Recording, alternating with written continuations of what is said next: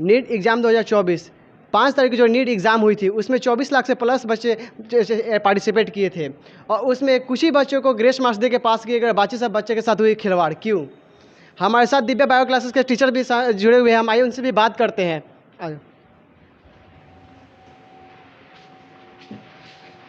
नमस्कार सर। नमस्कार। सबसे पहले आपके चैनल को सर क्या नाम हुआ सर आपका?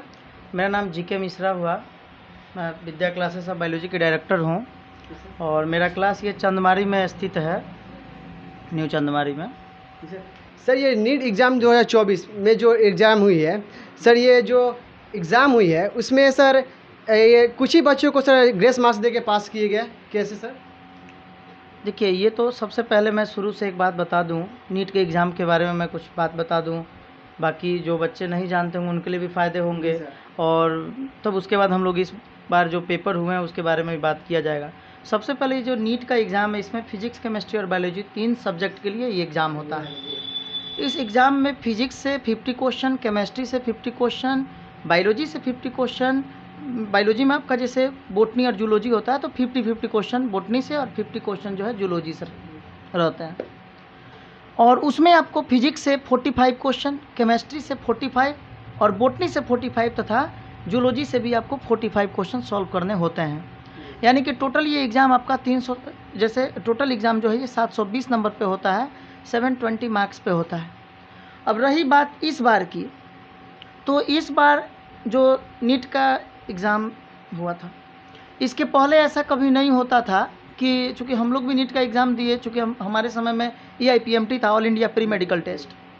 अभी जो नीट है national eligibility cum entrance test, तो अभी हम लोग के समय में ऐसा नहीं देखने को मिला कि नीट के एग्ज़ाम के लिए फिर से फॉर्म जो उसका होता है कुछ डेट बढ़ा दिया जाए कि उसमें भी फॉर्म भरने के लिए बोला जाए।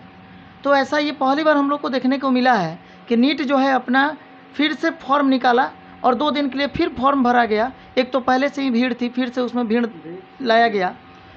अब कुछ सवाल जब किया जा रहा है तो ये भी लोग को का कहना है कि इस बार भीड़ ज़्यादा है, पढ़ने वाले नंबर ऑफ़ स्टूडेंट ज़्यादा हो गए होंगे, जिसके कारण इस बार का मार्क्स ज़्यादा हो सकता है। चलिए मानते हैं 720 में 720 आ सकता है, पढ़ने वाले बच्चे अब हो रहे हैं, बच्चे पढ़ रहे हैं, मानते हैं। एक और सवाल ये उठता है, तो सर एक ही सेंटर से 6 बच्चों के 720 में 720 अंक आए कैसे? अब देखिए, अभी तक ये नीट NTA जो है इसको क्लियर नहीं कर रहा है, क्योंकि कहने का मतलब है कि मान लीजिए कि जितने भी स्टूडेंट हैं, लगभग 67 स्टूडेंट का इस बार 720 में 720 मार्क्स आया हुआ है।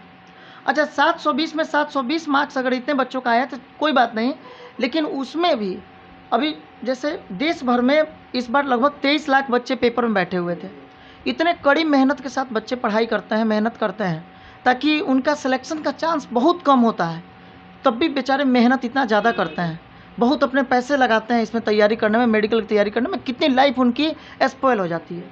लगभग पिछले बार 2023 का अगर देखा जाए तो उसमें लगभग 13,000 के अप्रॉक्स में बच्चों ने सुसाइड किया था, ये नीट के एग्जामिनेशन के बाद रिजल्ट के परेशान होकर।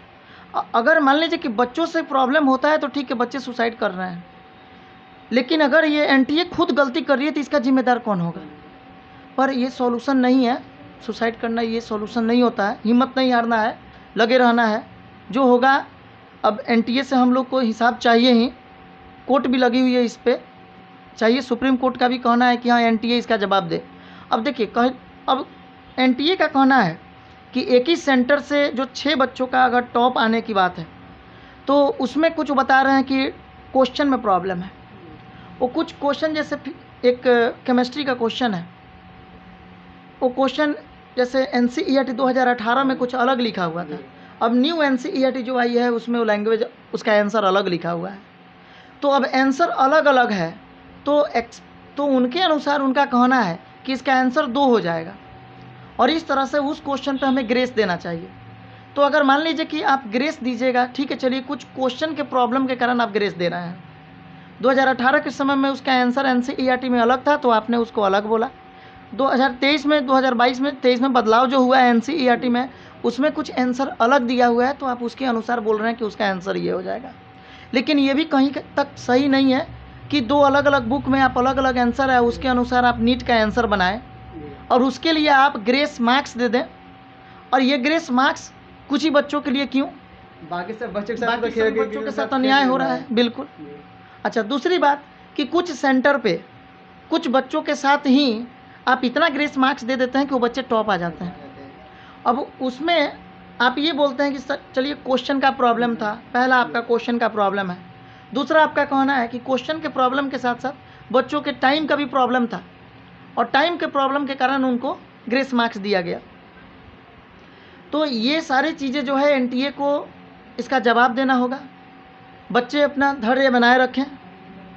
ये सुप्रीम कोर्ट भी उनसे एनटीए से चाहती है कि जितना जल्दी हो सके बच्चों के लिए सही निर्णय लें, क्योंकि ये कहीं तक का सही नहीं है, क्योंकि बहुत बच्चे जो हैं इस पर पूर्ण रूप से आश्रित हैं, ताकि नीट का एग्ज़ाम देकर देश भर में तमाम इतने बच्चे जो हैं पागल हुए हैं नीट के एग्जामिनेशन के लिए। चूँकि हम लोग खुद बायोलॉजी के टीचर हैं, तो हम लोग पढ़ाते हैं बच्चों को, देख रहे हैं कि बच्चे किस प्रकार से एक बच्चों के अंदर जुनून भरा हुआ है कि सर हमको चाहे कुछ भी हो जाए डॉक्टर बनना है। अगर वो बच्चे मेहनत करने के बावजूद भी नीट का एग्ज़ाम में क्वालिफाई नहीं हो पा रहे हैं, नीट के मार्क्स में ग्रेस मार्क्स किसी और बच्चे को मिल जा रहा है, कुछ बच्चों के साथ।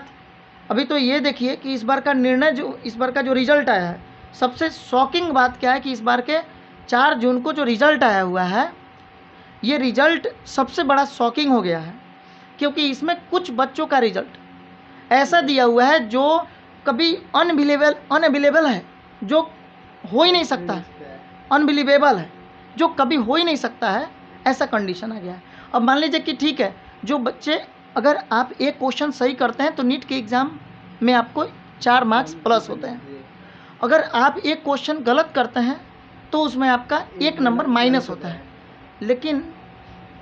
लेकिन ये चीज़ें कहाँ से आया कि जिसमें 4 क्वेश्चन, अगर मान लीजिए कि एक क्वेश्चन पे 4 मार्क्स आपको मिल रहा है और एक क्वेश्चन गलत होने पे माइनस हो रहा है, तो 19 नंबर कहाँ से आ गया? 719 कहाँ से आया? 18 कहाँ से आया? ये सब कहाँ से आया? तो ये सारी चीज़ें जो है जवाब मांगा जा रहा है इनसे कि ये एनटीए जितना जल्दी हो सके इसका जवाब दें, बच्चों के साथ अन्याय ना हो। और बच्चों के साथ साथ जितने भी इंस्टीट्यूट के टीचर हैं सभी लगे हुए हैं, हम सब साथ में हैं, बच्चों के सभी साथ में हैं कि जितना जल्दी हो सके बच्चों के साथ जो भी अन्याय होना चाहिए, जो भी अन्याय हुआ है उसके लिए न्याय मिले। ये अन्याय इस प्रकार का नहीं होना चाहिए, उनके लिए कुछ ना कुछ सही न्याय मिलना ज़रूरी है, ठीक है। उसके पहले भी एक और चीज़ें देखने को मिला था, जब नीट का रिज़ल्ट निकलने वाला होता है तो उससे पहले ये OMR सीट को अपलोड करते हैं, बच्चों का जो OMR सीट होता है, उसमें भी बच्चे अपना जो OMR देखे, जो OMR में क्वेश्चन नंबर जितना उनका आ रहा था, अगर मान लीजिए एक बच्ची का मार्क्स 384 नंबर आ रहा है, और जब वो बच्ची अपना देखती है रिजल्ट आने के बाद तो उसका मार्क्स कुछ अलग आ जा रहा है। तो मान लीजिए कि वो कॉपी में बनाई हुई है तो मार्क्स अलग है और बाद में उसका मार्क्स अलग हो गया, इतना डिफरेंस, कुछ बच्चों में 10-10 नंबर का डिफरेंस है, ये क्या है? तो इसलिए इस बार का जो एनटीए का ये कंडीशन है ये सही नहीं है, किसी भी तरह से सही नहीं है, इसको सुधार करना होगा और एनटीए को ध्यान देकर बच्चों के साथ, बच्चों के भविष्य के साथ खिलवाड़ नहीं करना चाहिए, ध्यान देना चाहिए इस पर। और इसमें सभी गवर्नमेंट भी जो हमारे मोदी सरकार जो है उनको भी इसमें लगना चाहिए और सभी जितने लोग के हाथ में ये सत्ता है, जिनके पास पावर है, उनको ये काम करना चाहिए, ठीक है। Thank you. ओके, जैसे कि आपने सुना कि कहीं ना कहीं एनटीए के भी बड़ी ना बड़ी इससे गलती हुई है। और इसी के साथ आप मेरे मेल पे एक वीडियो आई थी, आयुषी पटेल, हम आपको लेके चलते, आप इस रिपोर्ट के पूरा देखिए।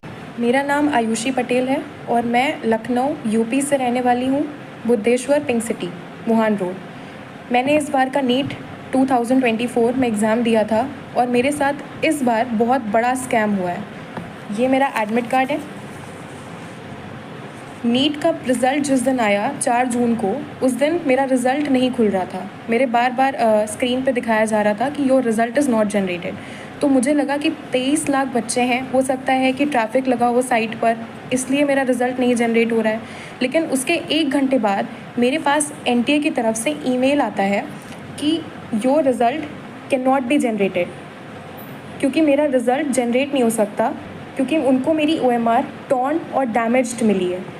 इतना सुनने के बाद में मैं और मेरी फैमिली पूरा शॉक में चले गए। लेकिन मेरी मम्मी, उन्होंने मेरा बहुत सपोर्ट किया और मुझे डिप्रेशन में नहीं जाने दिया, क्योंकि इतना देखने के बाद कोई भी बच्चा अपना आपा खो देता है, उसको समझ में नहीं आता है कि उसको क्या करना है। सेम वैसे ही मेरे साथ हुआ। उन्होंने मुझे संभाला और तुरंत हम लोगों ने इस पर एक्शन लेने का सोचा।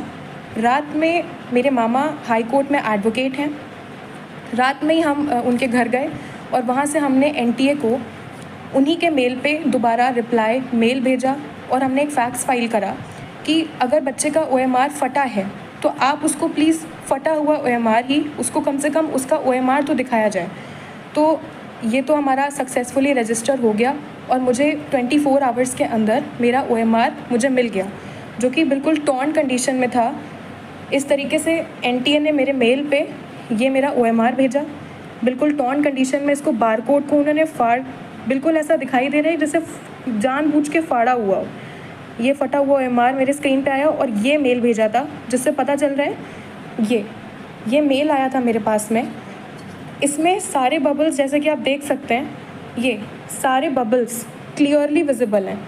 अगर आप इस क्लियरली विजिबल हैं सारे बबल्स, एक एक बबल विजिबल है। इसको जब हमने मैनुअली चेक किया तो हमको पता चला कि 715 ही आ रहा है। मेरा नीट का स्कोर भी यही था जो मैंने एनटीए की फ़ाइनल आंसर की से चेक किया था। मैंने किसी क्वेश्चन पे कोई चैलेंज नहीं किया, यही मेरा फाइनल स्कोर था। बबल दिखाई दे रहा है, एक एक साफ पूरा बबल, इसको कोई भी चेक कर सकता है। तो नेक्स्ट डे इस चीज़ पे तुरंत एक्शन लेने के लिए हाई कोर्ट में हमने पिटीशन फाइल कर दी। ये पिटीशन के पेपर्स हैं। इसको तुरंत फाइल करने के बाद में अब ट्यूसडे को इसकी हियरिंग है। तो जो भी मुझे सुन रहा हो, मेरी न्यूज़ जो देख रहा हो, मैं आपसे रिक्वेस्ट करती हूँ, जैसे सब बच्चे पढ़ते हैं, ये मेरा 3rd अटैम्प्ट था और मेरे फर्स्ट अटैम्प्ट में नीट में 535 मार्क्स आए थे, उसके बाद 570 मार्क्स आए और अब मेरे इतने मार्क्स आ रहे थे। तो मैं इतनी पूरी मेहनत लगाई, मैंने 3 साल पूरी मेहनत करी है और मैं प्लीज़ आपसे रिक्वेस्ट करती हूँ कि अपनी लखनऊ की बेटी का सपोर्ट करें और मुझे प्लीज़ इसमें जस्टिस दिलाएं। क्योंकि अगर अब मेरे साथ या मैं डिप्रेशन में गई तो मेरा नीट और पढ़ाई से विश्वास उठ चुका है।